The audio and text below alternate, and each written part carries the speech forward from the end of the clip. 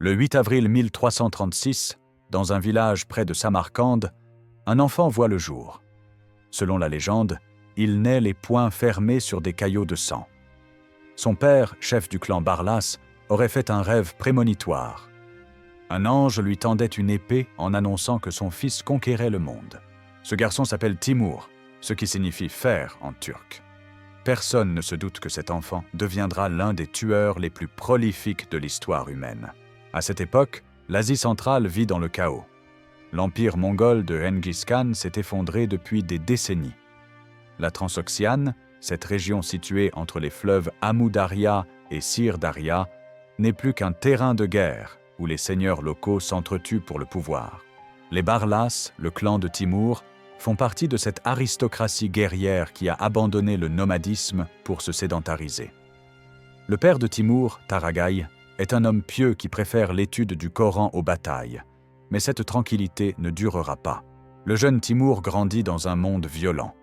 Orphelin de mère très tôt, il passe son enfance entre les parties de chasse avec les autres garçons du clan et la garde des troupeaux. Son père lui transmet une éducation particulière.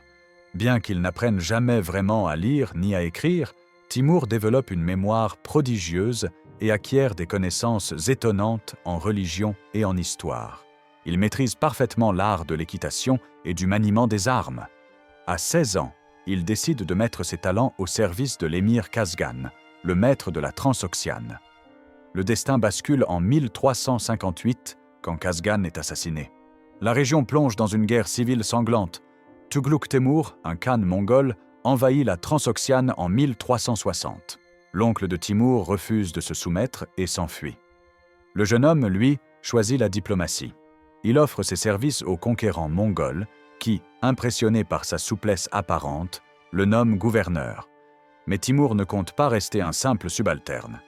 Il s'allie avec son beau-frère Husain, petit-fils de Kazgan, et ensemble ils se lancent dans la reconquête du territoire. C'est pendant cette période tumultueuse que Timur reçoit ses blessures.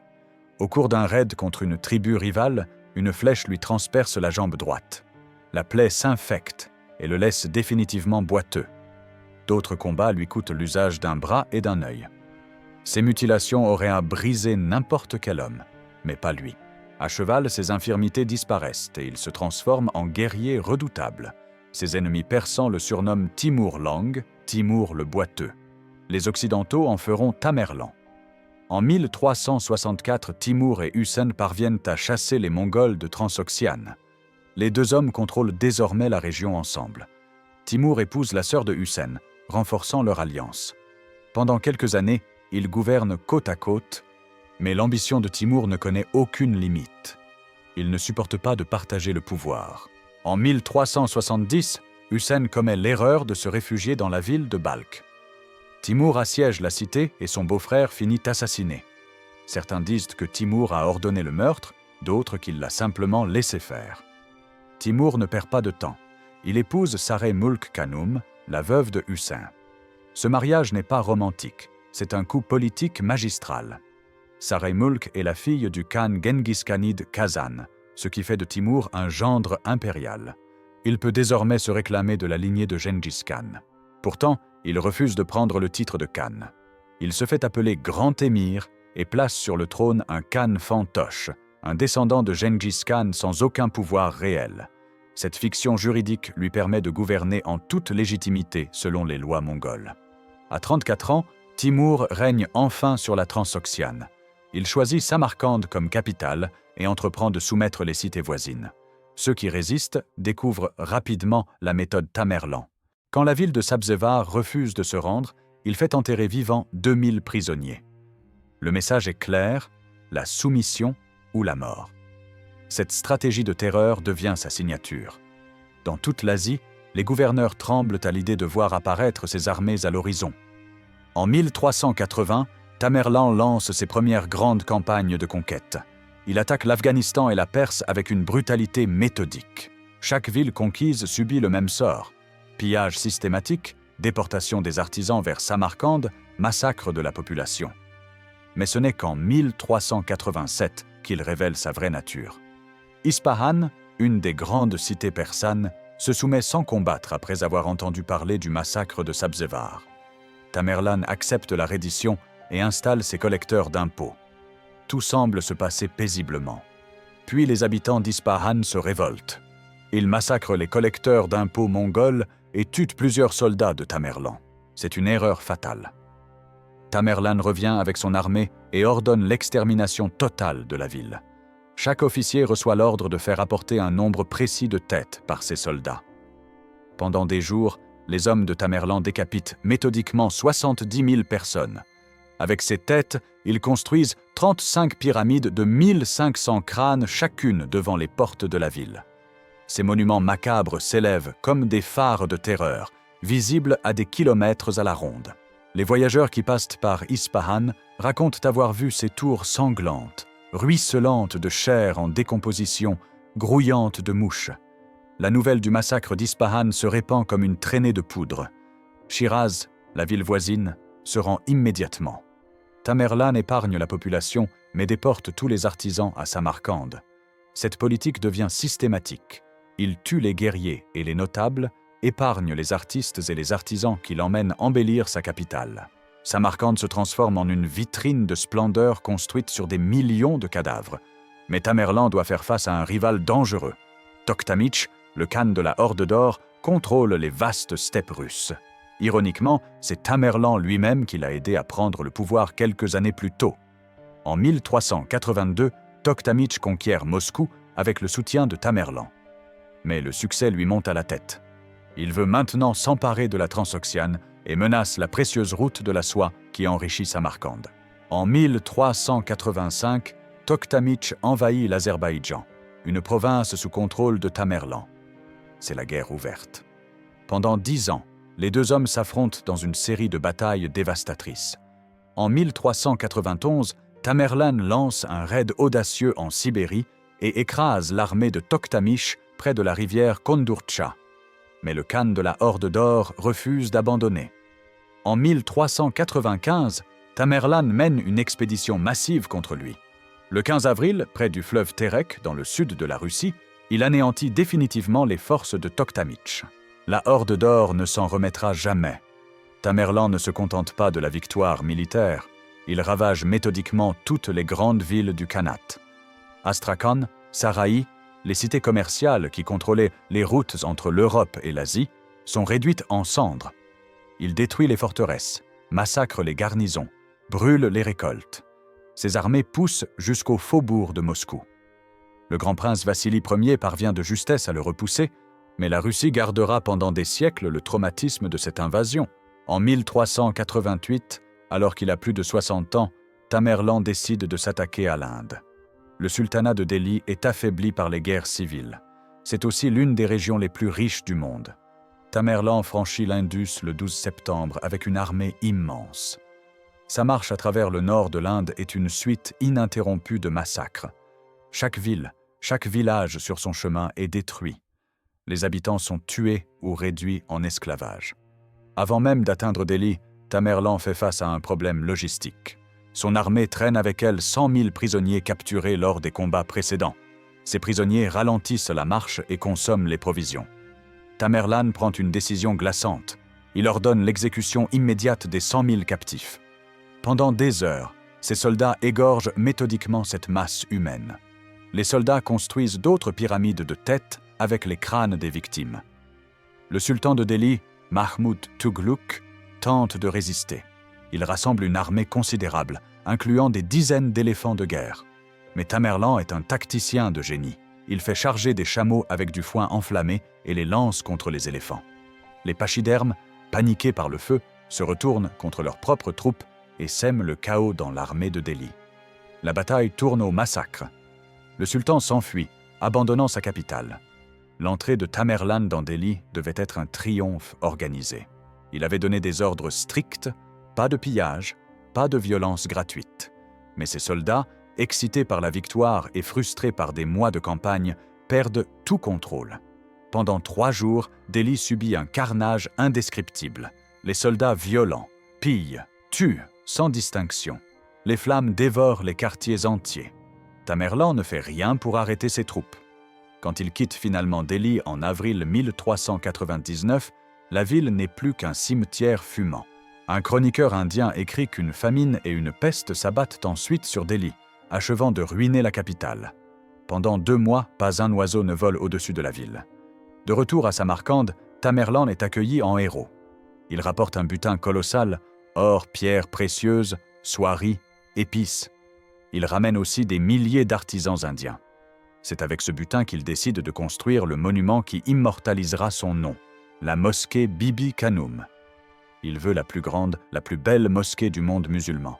Un édifice qui écrasera de sa grandeur toutes les mosquées qu'il a vues lors de ses conquêtes. La construction commence en mai 1399. 500 ouvriers, 200 architectes et maçons se mettent au travail. 95 éléphants ramenés d'Inde transportent les matériaux. Tamerlan pose la première pierre lui-même, le jour le plus propice du calendrier musulman. Il donne 2 directives, la mosquée doit être magnifique et les travaux doivent être terminés rapidement. Ces 2 exigences sont incompatibles pour un projet de cette ampleur, mais personne n'ose le dire à Tamerlan. Les architectes travaillent jour et nuit. On raconte que Tamerlan jetait de la viande aux ouvriers qui travaillaient dans les fosses, comme on nourrit des chiens, en y ajoutant parfois des pièces pour les encourager à continuer sans répit. En 1402, il revient inspecter les travaux. La mosquée avance bien, mais le portail d'entrée lui paraît trop bas, pas assez imposant. Il entre dans une rage folle. Il ordonne la destruction immédiate du portail et sa reconstruction selon des proportions plus grandioses. Les architectes protestent faiblement. Refaire ce portail prendra des mois et compromettra la solidité de l'ensemble. Tamerlan ne veut rien entendre. Le portail est démoli et reconstruit. En septembre 1404, la mosquée Bibi Kanoum est achevée. L'édifice mesure 167 mètres de long sur 109 de large. Sa cour peut accueillir 10 000 fidèles. Les coupoles bleues scintillent au soleil. Les mosaïques couvrent chaque surface. C'est effectivement la plus grande mosquée du monde musulman. Mais les architectes avaient raison. La construction, réalisée trop rapidement avec des techniques inadéquates, commence à se fissurer dès le vivant de Tamerlan. Des pierres tombent de la coupole sur les têtes des fidèles. Le conquérant refuse d'admettre que son chef-d'œuvre est un échec structurel. Mais Tamerlan n'a pas terminé ses conquêtes. En 1400, il se tourne vers l'ouest. Les Mamelouks d'Égypte contrôlent la Syrie et menacent d'interférer avec ses plans. Il attaque Alep, massacre sa population, puis s'empare de Damas. Dans cette ville, un homme parvient à l'approcher, Ibn Khaldoun, le célèbre historien et philosophe arabe. Avec une douzaine d'autres savants, Ibn Khaldoun négocie le sort de Damas. Tamerlan, impressionné par l'intelligence de cet homme, se montre clément. Il se contente de 3 jours de pillage, quelques milliers de viols et l'incendie de la mosquée des Omeyyades. Pour Tamerlan, c'est presque de la générosité. En 1401, c'est Bagdad qui subit sa fureur. L'ancienne capitale des califes abbassides, symbole de la splendeur islamique, résiste bravement. Tamerlan ordonne à chaque soldat de ramener au moins 2 têtes humaines. Pendant le massacre qui suit, 20 000 habitants sont tués. Les soldats construisent 120 tours de 750 têtes chacune. 90 000 crânes s'empilent en monuments macabres autour de la ville. Puis Tamerlan fait raser Bagdad, détruisant systématiquement ses palais, ses bibliothèques, ses mosquées. Une des plus belles métropoles du monde islamique est réduite en cendres. Un autre souverain observe ces massacres avec inquiétude. Bayezid Ier, le sultan ottoman, vient de remporter une victoire écrasante contre les croisés européens à Nicopolis en 1396. Il s'apprête à assiéger Constantinople et à achever l'Empire byzantin. Mais l'arrivée de Tamerlan change tout. Les 2 hommes échangent des lettres insultantes.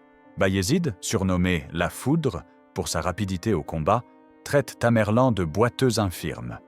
Tamerlan répond en promettant de faire de Bayezid son esclave personnel.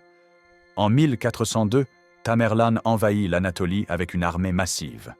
Bayezid abandonne précipitamment le siège de Constantinople et se précipite vers Ankara pour l'affronter. Le 28 juillet 1402, les 2 armées se font face dans la plaine d'Angora. Tamerlan dispose de 3 corps d'armée avec des soldats venus du Caucase, d'Asie centrale, d'Inde et de Sibérie. Il fait parader 50 éléphants de guerre, portant chacun sur leur dos des tourelles remplies d'archers. Son étendard noir, orné d'un dragon d'argent, flotte au-dessus de ses troupes. Face à lui, Bayezid aligne une armée tout aussi impressionnante. Ses janissaires, l'élite militaire ottomane, sont réputés invincibles. Il dispose de 40 000 cavaliers serbes commandés par le roi Étienne. Environ 200 000 hommes vont s'affronter sous un soleil de plomb. La bataille dure toute la journée dans une chaleur écrasante. Les soldats se battent dans des nuages de poussière. Les éléphants de Tamerlan sèment la terreur dans les rangs ottomans. Mais c'est la trahison qui décide du sort de la bataille. Plusieurs contingents de l'armée de Bayezid, des Turcomans mécontents, passent du côté de Tamerlan en plein combat. À la tombée de la nuit, l'armée ottomane est en déroute. Bayezid tente de fuir, mais il est capturé. On l'amène devant Tamerlan enchaîné. Le conquérant éclate de rire en voyant son prisonnier. Bayezid, humilié, lui dit « Tu as tort de te moquer de moi. Regarde ce qui m'est arrivé, cela pourrait aussi bien t'arriver. » Tamerlan répond « Je ne me moque pas de toi, mais de l'ironie d'Allah qui a partagé le destin du monde entre un borgne et un boiteux. » La légende prétend que Tamerlan aurait enfermé Bayezid dans une cage, utilisant parfois le sultan déchu comme tabouret. La vérité historique est moins romanesque. Tamerlan garde Bayezid prisonnier, mais le traite avec un certain respect dû à son rang. Le sultan ottoman meurt en captivité quelques mois plus tard, probablement de chagrin et d'humiliation. Sa mort plonge l'Empire ottoman dans une guerre civile qui durera une décennie. La victoire d'Ankara fait de Tamerlan l'homme le plus puissant du monde. Les rois d'Europe lui envoient leurs félicitations. Charles VI de France, le roi d'Angleterre, les républiques de Gênes et de Venise, tous saluent le conquérant qui vient de sauver Constantinople en brisant la puissance ottomane. Henri III d'Espagne envoie une ambassade à Samarcande. L'ambassadeur, Ruy González de Clavijo, laissera un témoignage fascinant sur la cour de Tamerlan. Clavijo décrit Samarcande comme une ville extraordinaire. Des caravanes du monde entier y affluent. Les bazars débordent de soieries chinoises, d'épices indiennes, de fourrures russes, de pierreries persanes. Les artisans déportés de toutes les villes conquises travaillent à embellir la capitale. On construit des palais, des mosquées, des médersas. Des jardins magnifiques entourent la cité. Tamerlan, malgré toute cette splendeur, préfère vivre sous une tente à l'extérieur de la ville. L'odeur de la bataille lui manque. Il ne supporte pas la vie sédentaire. Clavijo assiste aussi aux réceptions grandioses organisées par Tamerlan. Le conquérant reçoit simultanément les ambassades d'Égypte, d'Espagne, de Chine. Il orchestre savamment les préséances pour humilier certains et honorer d'autres. Les ambassadeurs chinois, représentant l'empereur Ming, sont placés plus bas que les Espagnols. C'est un affront délibéré qui témoigne du mépris de Tamerlan pour la Chine. Et justement, il nourrit un projet fou, la conquête du Céleste Empire. En décembre 1404, alors qu'il a 68 ans, Tamerlan décide de lancer une expédition contre la Chine des Ming. Il veut restaurer la dynastie Yuan-mongole. Il rassemble une armée colossale de 200 000 hommes et se met en marche. Mais le climat des steppes sibériennes ne fait pas de distinction entre les conquérants et les simples mortels. En plein hiver, sur les rives du Sir Daria, près de la ville d'Otrar, Tamerlan tombe malade. La fièvre le terrasse. Peut-être la peste, peut-être la pneumonie.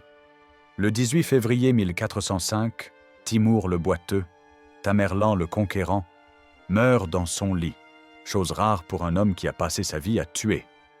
Son corps est embaumé avec du musc et de l'eau de rose, enveloppé dans du lin, placé dans un cercueil d'ébène et transporté à Samarcande. On l'enterre dans le Gour Émir, le mausolée qu'il avait fait construire. Sur sa tombe, une inscription met en garde « Quand je me lèverai, le monde tremblera ». Une malédiction accompagne cette inscription. Celui qui ouvrira le tombeau de Tamerlan déchaînera un grand malheur sur le monde. L'empire de Tamerlan ne lui survit pas. Contrairement à Gengis Khan qui avait créé des structures administratives durables, Tamerlan n'a construit qu'un empire de terreur maintenu par la force brute. À sa mort, ses fils et petits-fils se déchirent. L'empire se fragmente en plusieurs royaumes timourides qui subsisteront jusqu'au XVIe siècle. Mais la gloire de Tamerlan s'éteint avec lui. Quel bilan peut-on tirer de cette vie de sang ? Les historiens estiment qu'entre 1 million et 17 millions de personnes sont mortes lors des campagnes de Tamerlan. Pour mettre ce chiffre en perspective, en 1400, la population mondiale est d'environ 350 millions d'habitants. Si l'estimation haute est correcte, Tamerlan a exterminé environ 5% de l'humanité. C'est proportionnellement comparable aux pertes de la Seconde Guerre mondiale.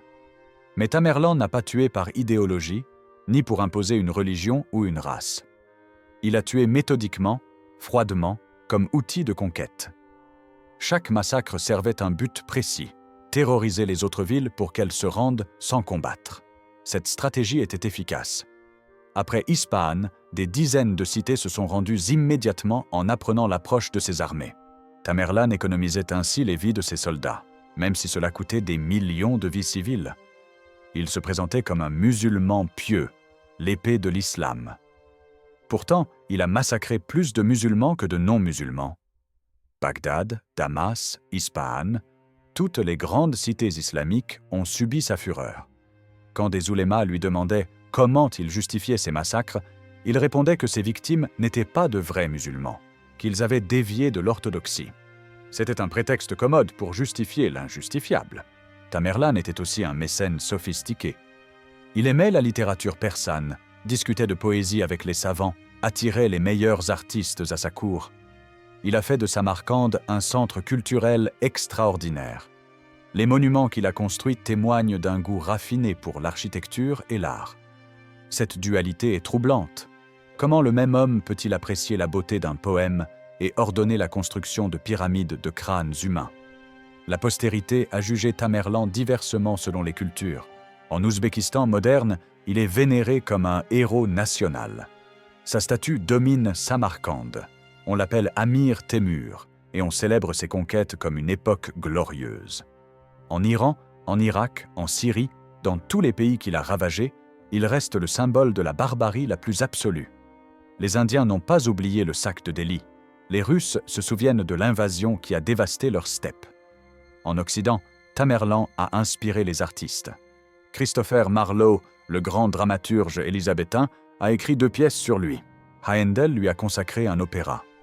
Voltaire et Goethe ont écrit à son sujet. Edgar Allan Poe lui a dédié un poème mélancolique. Ses œuvres témoignent de la fascination morbide qu'exerce ce personnage. Tamerlan incarne l'ambition sans limite, le pouvoir absolu corrompu par l'absence totale de compassion. En 1941, des archéologues soviétiques ouvrent le tombeau de Tamerlan dans le Gour-Émir. Ils découvrent un squelette d'environ 1,72 m, grande taille pour l'époque. La jambe droite est déformée, confirmant sa claudication. Le bras droit et la main portent aussi des déformations. Le médecin légiste Mikhail Gerasimov reconstitue le visage de Tamerlan à partir du crâne. Il découvre des traits mongols prononcés. La malédiction du tombeau se vérifie de manière troublante. Le jour même de l'ouverture de la sépulture, le 22 juin 1941, Hitler lance l'opération Barbarossa, l'invasion de l'URSS. Dans les anciennes républiques soviétiques d'Asie centrale, beaucoup croient encore que Gerasimov a déchaîné la Seconde Guerre mondiale en profanant la tombe. L'héritage de Tamerlan dépasse ces massacres. Un de ses descendants, Babur, conquiert l'Inde au XVIe siècle et fonde l'Empire moghol. Les Moghols régneront sur l'Inde jusqu'à l'arrivée des Britanniques au XIXe siècle. Le Taj Mahal, ce chef-d'œuvre architectural, a été construit par Shah Jahan, un empereur moghol descendant de Tamerlan. Les splendeurs artistiques de l'Empire moghol trouvent leurs racines dans le mécénat de Tamerlan à Samarcande. Mais peut-on séparer l'art de la barbarie? Les mosquées de Samarcande ont été construites avec l'or pillé dans des villes détruites, par des artisans arrachés de force à leur foyer, sous les ordres d'un tyran qui n'hésitait pas à faire tuer ceux qui ne travaillaient pas assez vite. La beauté de ces monuments est indissociable du sang versé pour leur construction. Tamerlan représente une énigme morale. Il était intelligent, cultivé, capable d'apprécier la finesse d'un argument théologique ou la beauté d'une calligraphie. Ce n'était pas une brute stupide, mais un stratège brillant qui comprenait la psychologie humaine. Il savait exactement ce qu'il faisait quand il ordonnait des massacres. Chaque pyramide de crâne était un calcul rationnel destiné à économiser des vies de soldats lors des prochaines conquêtes. Cette rationalité glaciale rend ses crimes encore plus terrifiants. Jusqu'à l'apparition d'Adolf Hitler au XXe siècle, Tamerlan incarnait dans l'imaginaire occidental l'exemple suprême du militarisme destructeur. Les comparaisons entre les deux hommes sont inévitables. Tous deux ont causé la mort de millions de personnes. Tous deux ont justifié leurs crimes par des idéologies grandioses. Mais là s'arrête la comparaison. Hitler a perdu. Son Reich devait durer 1000 ans et s'est effondré en 12. Tamerlan, lui, est mort victorieux, maître d'un empire s'étendant de la Méditerranée aux frontières de la Chine. La vraie question que pose l'existence de Tamerlan est celle-ci. Comment un seul homme peut-il causer tant de destruction? La réponse réside dans le contexte historique. Au XIVe siècle, les structures politiques de l'Asie sont faibles. L'empire mongol s'est fragmenté.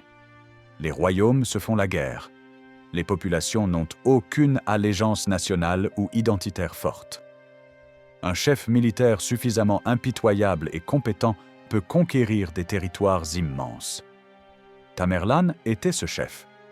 Il avait aussi compris quelque chose de fondamental sur la nature humaine. La peur est un outil de gouvernement plus efficace que l'amour ou la loyauté.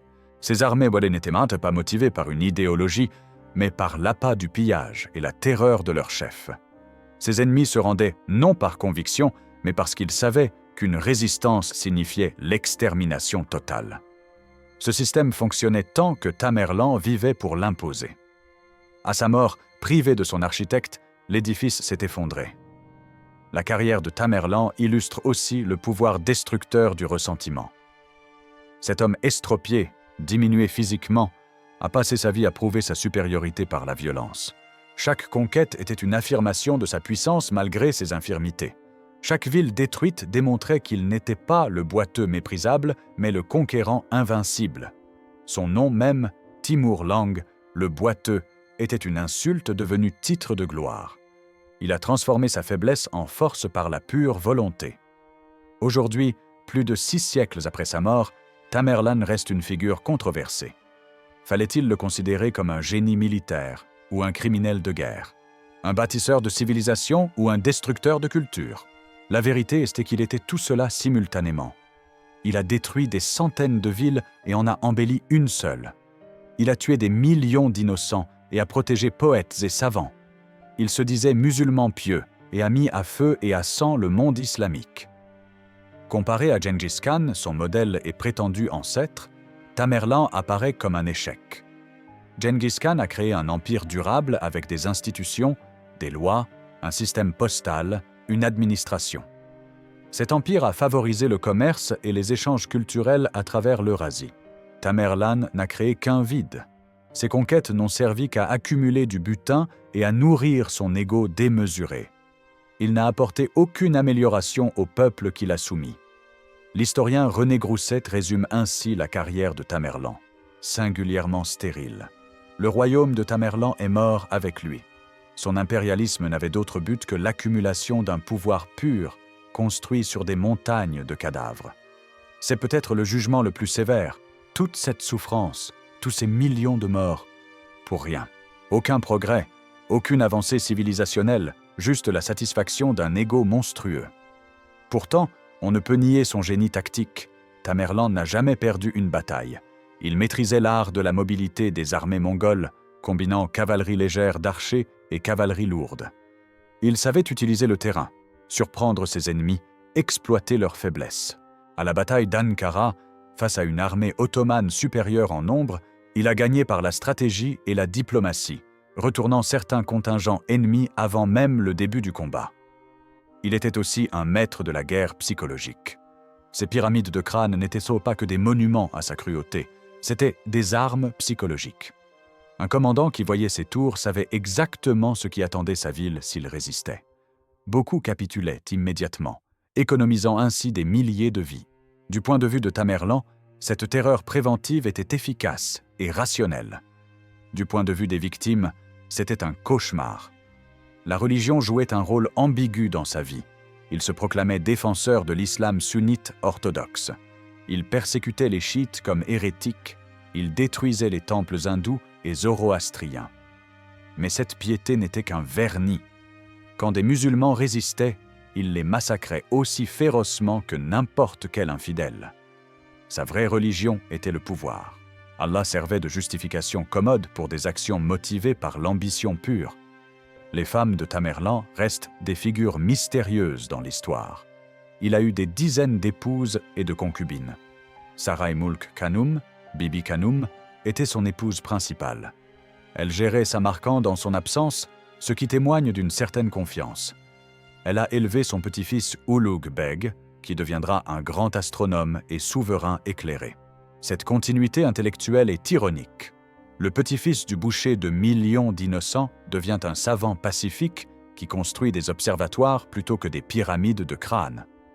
Tamerlan avait plusieurs fils, mais son préféré était Jahangir, ironiquement nommé « conquérant du monde ». Jahangir meurt en 1376, brisant le cœur de son père. Tamerlan construit le Gour-Émir comme mausolée pour son fils bien-aimé. C'est dans ce même mausolée qu'il sera enterré lui-même. Les autres fils de Tamerlan se révèlent médiocres. L'un devient fou. Les autres se disputent l'héritage sans jamais atteindre la stature du père. Le pouvoir personnel de Tamerlan était tel qu'aucun successeur ne pouvait le remplacer. L'impact économique de ses conquêtes est difficile à mesurer, mais probablement catastrophique. Tamerlan détruisait systématiquement les infrastructures commerciales. Les caravansérails, les ponts, les systèmes d'irrigation, tout était saccagé. Les routes commerciales qu'il contrôlait enrichissaient Samarcande, mais appauvrissaient toutes les autres régions. C'était un système de prédation pure où une seule ville vampirisait la richesse de continents entiers. La démographie de l'Asie a mis des générations à se remettre. Des régions entières ont été dépeuplées. En Iran, des villes florissantes sont devenues des villages. En Irak, Bagdad ne retrouvera jamais sa splendeur d'antan. En Inde, Delhi mettra des décennies à se reconstruire. Ces cicatrices économiques et démographiques ont façonné l'histoire ultérieure de ces régions. On peut argumenter que le retard de développement de l'Asie centrale par rapport à l'Europe est en partie dû aux destructions de Tamerlan. Mais paradoxalement, Tamerlan a aussi sauvé l'Europe sans le vouloir. En écrasant l'Empire ottoman à Ankara, il a retardé de 50 ans la chute de Constantinople. Cette sursis a permis à de nombreux savants byzantins de fuir vers l'Italie, emportant avec eux des manuscrits grecs anciens. Ces textes ont alimenté la Renaissance européenne. On peut donc dire que Tamerlan, ce barbare asiatique, a indirectement contribué à l'éveil intellectuel de l'Europe. L'histoire regorge de ces ironies. Sa mort même est symbolique. L'homme qui avait passé sa vie à conquérir meurt avant d'atteindre son objectif ultime, la Chine. Il meurt de maladie, pas au combat. Il meurt dans son lit, pas sur le champ de bataille. Pour un guerrier qui vivait pour la guerre, c'est presque une humiliation. Mais peut-être est-ce approprié. Tamerlan n'était pas un héros épique destiné à mourir glorieusement. C'était un homme pragmatique qui utilisait la violence comme outil. Sa mort banale reflète la banalité du mal qu'il incarnait. L'avertissement gravé sur sa tombe s'est révélé étrangement prophétique. Quand Gerasimov a ouvert le tombeau en 1941, l'invasion allemande a commencé le même jour. Coïncidence ou malédiction? Scientifiquement, évidemment une coïncidence. Mais symboliquement, c'est pertinent. Tamerlan représente la violence déchaînée, la destruction pour la destruction. En ouvrant sa tombe, on libérait symboliquement ce principe de chaos. L'opération Barbarossa, avec ses 27 millions de morts soviétiques, était digne de Tamerlan. Aujourd'hui, les touristes visitent Samarcande et admirent la mosquée Bibi Khanum, le Gour-Émir, les médersas couvertes de mosaïques bleues. Ces monuments sont magnifiques. Mais en les regardant, il faut se souvenir qu'ils ont été construits sur des fondations de sang. Chaque brique a été posée par un artisan arraché à sa famille. Chaque tuile bleue a été payée avec de l'or pillé dans une ville détruite. Cette beauté est indissociable de l'horreur. Faut-il détruire ces monuments à cause de leur origine sanglante? Non, mais il faut les regarder avec une conscience claire de ce qu'ils représentent. Ce sont des témoignages d'une époque où un seul homme pouvait, par sa volonté impitoyable, changer le cours de l'histoire. Ils nous rappellent que la civilisation est fragile, que la barbarie est toujours possible, que le vernis culturel peut cacher les pires atrocités. La leçon de Tamerlan est sombre, Elle nous dit que l'intelligence et la culture ne garantissent pas la moralité. Un homme peut apprécier la poésie et ordonner des génocides. Il peut construire des mosquées et ériger des pyramides de crânes. La connaissance n'entraîne pas automatiquement la sagesse. L'éducation ne garantit pas l'humanité. Tamerlane était cultivé, intelligent, raffiné, et c'était un monstre. Son histoire nous rappelle aussi que le pouvoir absolu corrompt absolument. Sans freins institutionnels, sans contre-pouvoir, un dirigeant peut devenir une force de pure destruction. Tamerlan ne répondait à personne. Ses généraux obéissaient par peur. Ses conseillers n'osaient le contredire. Ce système concentrant tout le pouvoir en une seule personne était intrinsèquement dangereux. Enfin, Tamerlan illustre le danger de l'ambition démesurée. Il voulait reconstituer l'empire de Gengis Khan. Il voulait être reconnu comme le plus grand conquérant de l'histoire. Cette ambition l'a poussé à des atrocités toujours plus grandes. Chaque conquête ne faisait qu'alimenter son appétit pour la suivante. Il n'y avait pas de point final, pas de satisfaction possible. C'était une fuite en avant qui ne pouvait se terminer que par sa mort. 6 siècles après sa mort, Tamerlan reste une figure qui divise. Héros national ou boucher de masse. Bâtisseur de civilisation ou destructeur de culture. Génie militaire ou criminel de guerre. La vérité est qu'il était tout cela. C'était un homme complexe, contradictoire, terrifiant. Il a marqué l'histoire de manière indélébile, non par ce qu'il a construit, mais par ce qu'il a détruit. Son nom résonne encore comme un avertissement. Quand on dit Tamerlan, on évoque immédiatement la terreur, les massacres, les pyramides de crânes. C'est son vrai héritage. Pas les mosquées de Samarcande, mais les millions de morts. Pas la grandeur d'un empire, mais l'océan de souffrance sur lequel il a été construit. Tamerlan le Boiteux a massacré jusqu'à 17 millions de personnes, 5% de l'humanité. C'est un record de barbarie qui ne sera égalé que par les dictateurs du XXe siècle avec leurs technologies industrielles de mort. L'homme qui est né les poings pleins de sang, selon la légende, a passé sa vie à remplir ses poings du sang des autres. Il a transformé sa faiblesse physique en force destructrice. Il a utilisé son intelligence non pour améliorer le monde, mais pour le ravager. Il a employé son génie tactique non pour protéger, mais pour exterminer. Timur Lang, Tamerlan le Boiteux, reste l'incarnation de l'ambition sans limite et sans conscience. Son histoire est un rappel glaçant que les monstres ne sont pas des aberrations, mais des possibilités toujours présentes dans la nature humaine.